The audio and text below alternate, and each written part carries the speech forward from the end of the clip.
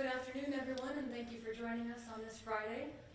We will start with a statement from the Secretary General, followed by a statement from the Supreme Allied Commander Europe. Secretary General, please. Thank you. Good afternoon, and thank you, General Plenković, the Supreme Allied Commander Europe, for joining me here in Brussels today.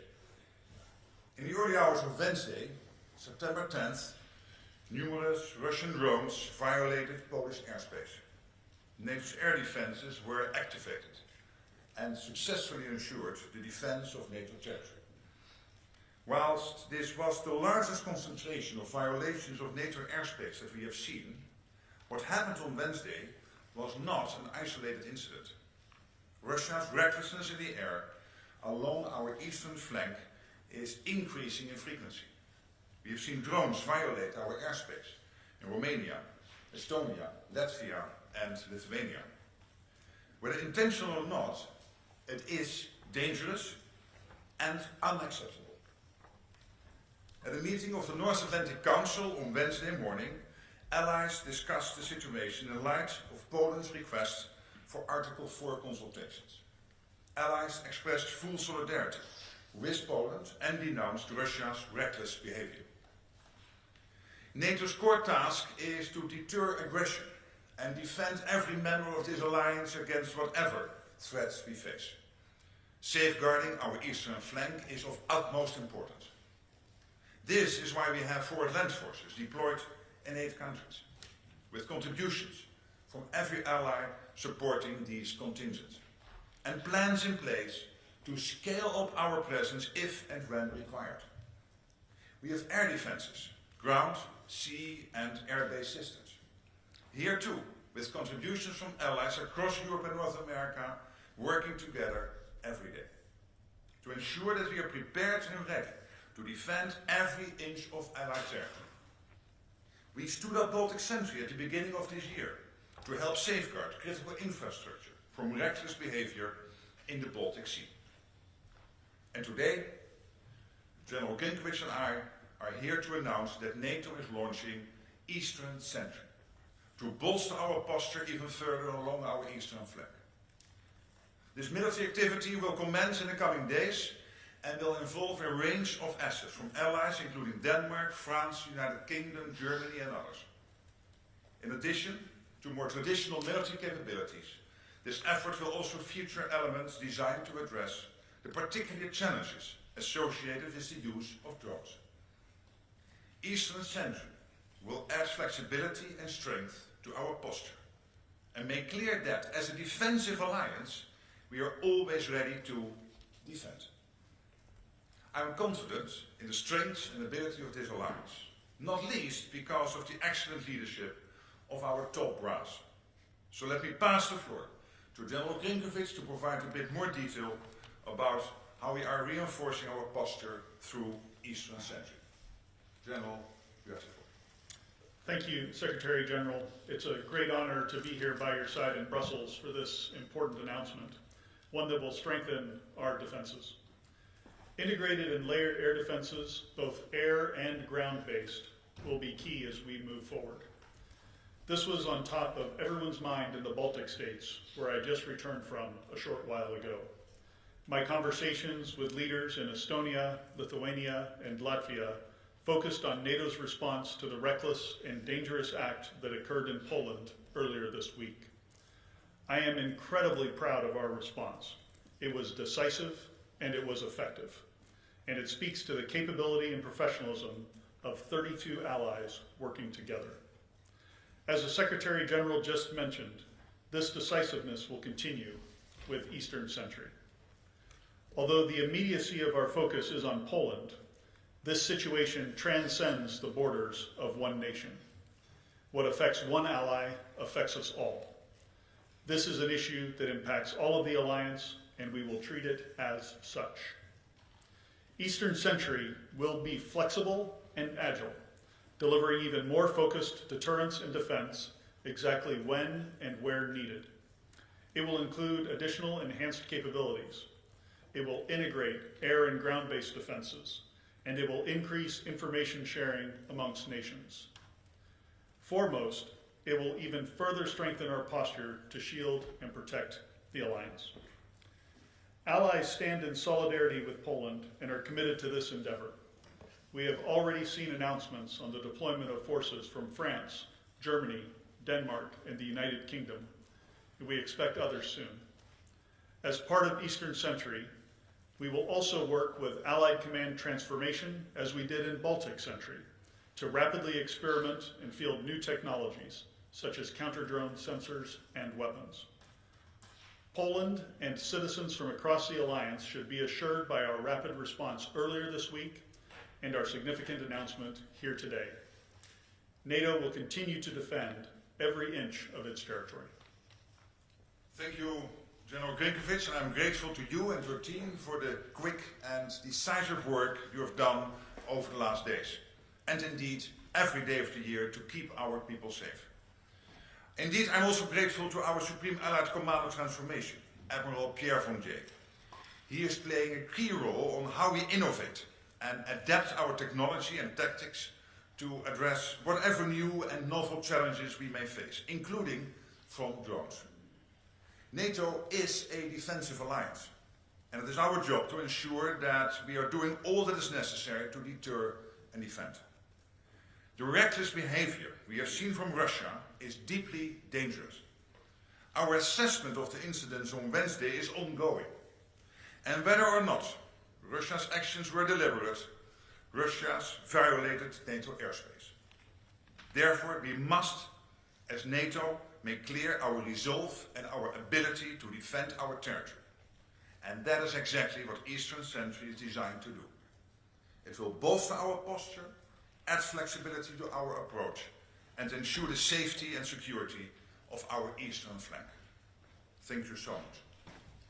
All right, we have time for several questions. We'll start in the center, second row, Associated Press. Yes, Lorne Cook from Associated Press. A question for both of you. There risks being, you're sending more resources to the eastern flank, and the risks being competition now between what Ukraine needs and what the allies are requiring themselves. Isn't it time to start allowing allies on the east to actually start firing at missiles and drones that are in western Ukraine when they're coming toward the border? In fact, isn't it time just to integrate entirely with Ukraine, because you're facing the same enemy anyway? Sir, thank you for the question. What I would say is Eastern Century is focused on the defense of alliance territory, As of right now, I see no conflict between the support that individual nations are providing to Ukraine and what they are offering to contribute to this effort. All right, France Press. Thank you very much. One question for the Secretary General and one for This Max Delaney, AFP. Secretary General, NATO crossed a Rubicon the other day by shooting down Russian aircraft over Allied territory for the first time. Is NATO now closer to war with Russia than it's ever been? And to Saka, you've said repeatedly that this was a successful operation by NATO to shoot down these drones, but it seems that you only shot down a handful of the drones, which was a far lower rate than Ukraine achieves. Was this really a success, and is it sustainable to keep on shooting down drones with multi-million-dollar aircraft and expensive equipment? Thank you. To your first question, what this shows is that we will defend every inch of NATO territory, every inch of Allied territory, all 32 allies. And whatever the intent was behind this, yes or no, and whether it was a mistake or not, we are still looking into that. It was reckless, it was unacceptable. These are Russian drones, and it is extremely serious what happened last Wednesday. So obviously, we would not be sitting here like this if then NATO would not immediately come into action and defend every inch of territory. This Allied territory is exactly what we have done. And in the end, it's up to Russia how far they will take this. We will defend ourselves. We are a defensive alliance, not an offensive alliance. We will defend this beautiful 32 alliance established in 1949, and we'll make sure that our 1 billion people stay safe and stay free. Sir, for the part of the question that you directed to me, I do think it was a highly successful operation intercepting the drones that we did with the Dutch F-35s and the other assets that contributed to that. As successful as we are, we always learn something in the debrief, as we would say in the fighter business. And so we are always looking for ways to enhance, to learn from the smallest tactical error to how we're approaching certain problems. In my judgment, the scale of the incursion the other day was obviously larger than previous incursions that we've had. So bringing additional resources to bear on this problem will help to solve that. So that's why we're starting this operation the way we are. I'll also highlight the comment I made about working with Allied Command Transformation and Admiral Bondier. That is an effort to ensure that we get lower cost weapons that we can use to defend ourselves, to make this a sustainable operation over time. And as SACEUR, one of my responsibilities is to make sure that we don't just defend today, but that we're set up to defend tomorrow. The last comment I'll make is when there's a fighter pilot that's in the air or someone on the ground who's defending the alliance, I don't want them thinking about how much their weapons cost. I want them defending our citizens. We'll move to this side of the room. Third row, Reuters. Thank you, Andrew Gray from Reuters. Question for the Secretary General. Do you consider the response from the United States, particularly from the President, sufficient so far when he said, "What's with Russia violating Poland's airspace with drones? Here we go." And have you spoken to President Trump about this? If so, what was the content of the message? If not, why have you not spoken to him? And for the Supreme Allied Commander, can you tell us whether any US military assets were involved in the response to this incident? And if not, why not? And can you also give us more details of this new activity, the size, the scale of the operation? Thank you.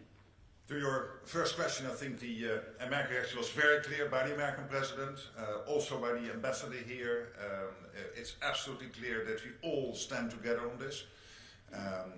America's commitment to NATO is ironclad in every sense, there's no doubt.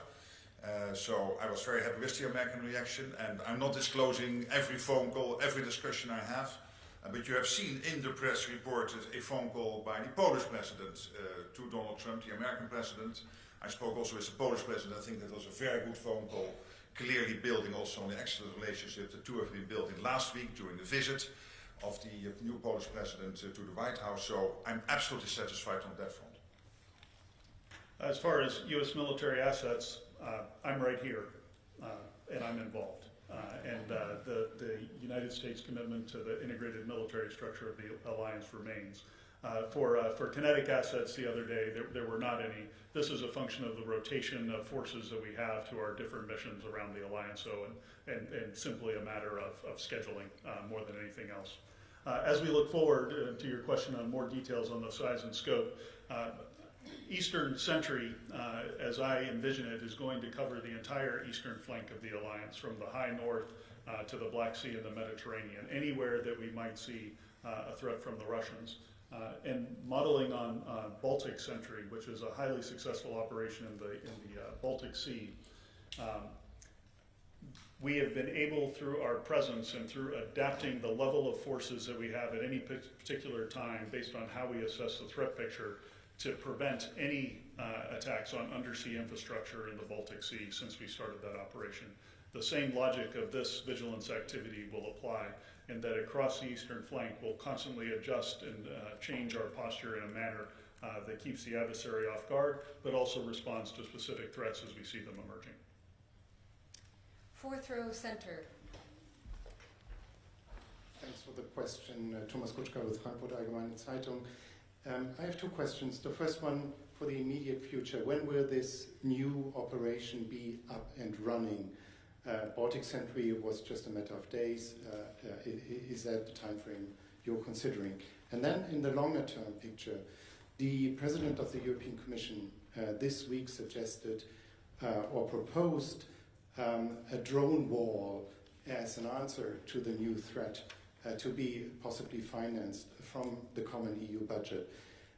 I'm just wondering what your thoughts are about this idea. It's something that comes from the Baltic states. Is that the right way to go to better protect the eastern flank? And I leave it up to you who wants to. So I take the second question. Okay, sir. Yeah. Yeah, so a couple of comments. I have issued the order tonight for Eastern Sentry to begin. The order went out as this press conference began, and so operations are being brought together immediately underneath my authorities as SACEUR.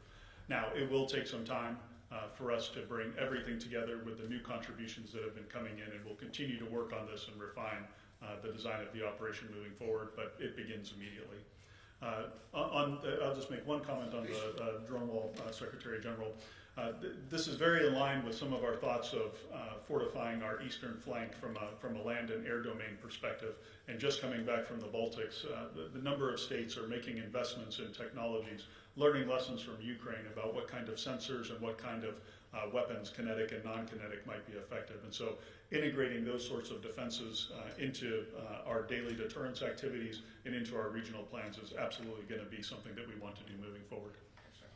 Now, and then to your question about Ursula von der Leyen, the President of the European Commission, I think she had an excellent State of the Union. There was a lot of defense in there, and a lot of how also the EU can help here and contribute to the overall effort. And this is exactly what we have been doing since October, since I came into office. And of course, we are close personal friends, and the EU and NATO are extremely closely working together on all of this, where we all agree that NATO is about the standard setting, about the capability targets, the defense plans, and the EU is about all the soft power, because you cannot fight with plans. You need to have the weapons, the defense industrial base and all that, and there we need the European Union. Also, of course, there's the question of money. Your question is also referring to that part. And of course, when it comes to money, there's national money, but everything the EU can help is great, and where the EU can bring together initiatives to, for example, when it comes to drones and developing the industry, that is all extremely helpful and absolutely in line with how I, and I think also the President of the European Commission, see the division of labor. And here we can learn so much from, of course, Ukraine itself. They have a well-established defense industrial base. They have a lot of experience now with drone interceptors. We have JTAC, the Joint Analysis Training and Education Center in Poland, which is joint NATO and Ukraine, where we take lessons. And as we both said, Admiral Pierre Fondier and his team in Norfolk, of course, working day in, day out on making sure that we apply the latest insights, technologies in how we build our posture. Okay, we'll come to the second row in the center, please. Hi, Hi, thank you. Terry Schultz with Deutsche Welle today. The alliance has long been asking for enhanced, or allies I should say, has long been asking for enhanced air defense, even before the war with Ukraine, but certainly since Russia's full-scale invasion. So do you feel at all that now you're having to play catch-up, that these are things that could have and should have been done earlier, and now it's simply been thrown into such sharp focus, and with the danger intensifying every day from Russia, is this not too little but a bit late? Yeah, I would refer to the performance that we had the other night during the incursion in Poland, in that we were well postured. The authorities at the North Atlantic Council had provided to SACEUR had been further delegated, and aircrew were able to act decisively on a meaningful tactical timeline to eliminate much of the threat that was heading into Poland. So I don't think we're playing catch up. I think we were postured fairly well for that event. Now, having said that, we're always learning, and that's part of the reason that we're moving forward with this enhanced vigilance activity to bring additional capabilities together, given the scale of that incursion being something that we hadn't seen to this point. We had seen a few drones here and there, a smaller number, very well postured. If it had just been that, we would have gotten them all. But clearly, with the number that came across the border, it's time to take a fresh look at this, and we're always learning. NATO is a learning organization. Allied Command Operations is a learning command, and we're going to do everything we can as we learn those lessons to incorporate them rapidly and ensure we're defending every inch of the alliance. All right, now we will go to Bloomberg here in the second row. Thank you very much. Jen, I have a question for you first. Presumably you have more information now about the question of intent than you had 2 days ago. So even though I understand like you're still assessing, what more do you know today than you knew 2 days ago? And also more of a philosophical question perhaps on intent. How do you exactly define intent? Do you mean the intent for these drones to have been in Polish airspace in the first place, or once they are in Polish airspace, what they were intending to do there? And SACEUR, I also have a question for you. I struggle to understand what exactly is new in this new Sentry program beyond assets that have already been announced and that are now being integrated. So if you could tell us exactly what the new assets are going to be. Thank you so much. Well, on your first question, obviously by day we get more insights. I won't share them with you, but I think that at the moment when we would have a full conclusion and we could share it with others, we could do so. And even that I'm not sure of, because that all depends, of course, on what we find. The only thing I can tell you, because I think whatever I tell you has to be the truth. And the truth is that at this moment we are still assessing. And at the same time, I think the question is relevant. What's behind this? But at the same time, it's not that relevant, because whatever yes or no, it was deliberate. It was anyway reckless. It was a bunch of Russian drones, even if they were not intent to go into Poland, if that would be the outcome of this. Or even, and of course, if it was the intent, that's even more serious. But in both cases, it is reckless, it is unacceptable. It is the Russians taking risk. We have seen this before in the Baltic countries. We have seen this before in Romania, and this is simply unacceptable. And that is why it is so important that on top of what we do already, which is the overall posture of NATO, plus the forward land forces we have on the eastern flank, that the Supreme Allied Commander has decided to launch this initiative to make sure that we defend the eastern flank even better, with more flexibility. So, a really good question. So, we saw President Macron's announcement of providing the Rafale fighters. We have Danish F-16s that have been offered. A frigate has been offered. Some ground-based air defense capabilities have been offered. But I would ask that we don't focus on those specific items. The key to this is an entirely new defense design. So the previous way that we orchestrated ourselves on the eastern flank is we had individual air policing actions in different locations, and we had individual ground-based air defenses in several locations as well. And then, of course, we're working with nations on a case-by-case basis as we see threats. This is going to be a comprehensive and integrated approach. And with additional resources, we'll be able to plug gaps in the line.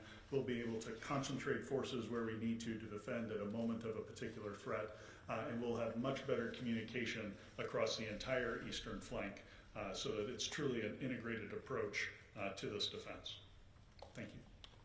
Okay, we have time for a few more. We'll go to the fourth row in the center.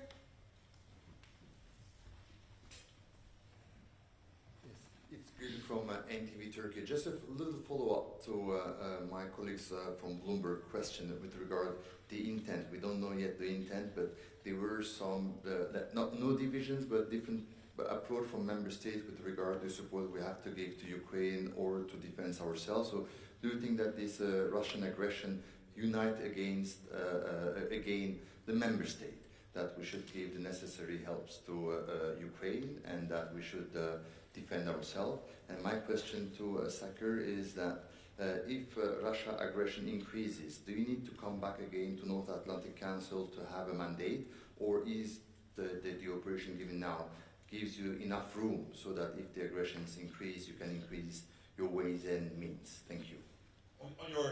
On your first question, as I said, we are assessing it, and again, the answer to that question is of course of relevance, but anyway, it is unacceptable what happened. And anyway, it is the Russians behind it, because these drones came out of Russia. So the question is then, was it deliberate or not? And of course that's relevant, but only to a limited extent, because in the end, whatever they did, it is reckless, it is unacceptable, and we cannot accept Russian drones entering European, EU, NATO airspace, allied airspace. That is absolutely impossible, and that is why we need to defend ourselves against it. On your second question, it is end. And this is exactly what also the Supreme Allied Commander said before. One, we have our plans in place, and we can, as we speak, if any attack would take place on NATO territory, we can defend ourselves. And then, of course, we have the coalition of the willing working on if there will be a peace deal in Ukraine. Let's pray it will be there as soon as possible. That we are able collectively to put in place the necessary security guarantees for Ukraine. We can do that. And what General Plenković today announced, we can also do, without spreading our resources too thin. Thank you, and I'll just add to what the Secretary General said. As Supreme Allied Commander Europe, I'm incredibly grateful for the NAC, for the authorities that have been delegated under the defense and deterrence family of plans that we have, including here during our peacetime period. And what this allows me to do on behalf of the alliance is to rapidly respond to these events. I'm very careful to execute those authorities with discretion and judgment. Again, but very thankful to the NAC for allowing us to do this, allowing me to have the authority. Again, it enables a rapid response. I think that's important in this day and age when things move so very quickly, and we'll continue to move quickly to respond to this. Okay, we'll go to the third row, the man with the tie. Thanks for taking the question, Richard Russo, Finnish Broadcasting Company. This is for both the Secretary General and the Supreme Commander, if I may. The threat of airspace violations and drone attacks is obviously a shared concern for all allies, but would you say that countries with a longer border to Russia are more exposed in this regard, and could they expect some specific or enhanced help from NATO to tackle this situation? Thank you. Yeah, but of course the problem is, this is about the eastern flank, because here is a direct threat to the eastern flank from, for example, drones or whatever could threaten our allies on the eastern flank. But more generally speaking, you know, I don't like that whole eastern flank thinking, because it gives the impression that if I live in Madrid or in London, I am safer than when I live in Tallinn, and that is not true. Because these latest Russian missiles, when they will be launched, they come down with 5 times the speed of sound, and they will take 5 or 10 minutes longer to reach Madrid or London than they take to reach Tallinn or Vilnius. So in that sense, let's agree that within this alliance of 32 countries, we all live on the eastern flank. Why is this eastern sentry so important? Because this concentrates on this very specific issue, which is airspace violations, and making sure, and whatever other threat there is there, that we can better and with more flexibility defend ourselves in that part of NATO territory. I guess I would just add for commentary, I have a fairly robust portfolio at the operational level of war of dealing with drone attacks from my time in the Middle East, including large drone attacks from Iran toward Israel back in April of 2023. 2024. The range that those drones can fly and the paths that they can take, we are all vulnerable to them. So the eastern flank provides a first line of defense for this, And if those drones get through that first line of defense, they can be paired with the ballistic missiles or other capabilities that hold the entire alliance at rest. So I do think, while it is an Eastern century line that we're working to defend, it is on behalf of the entire alliance that this is going forward. Okay, that's all we have time for today. Thank you so much for joining us.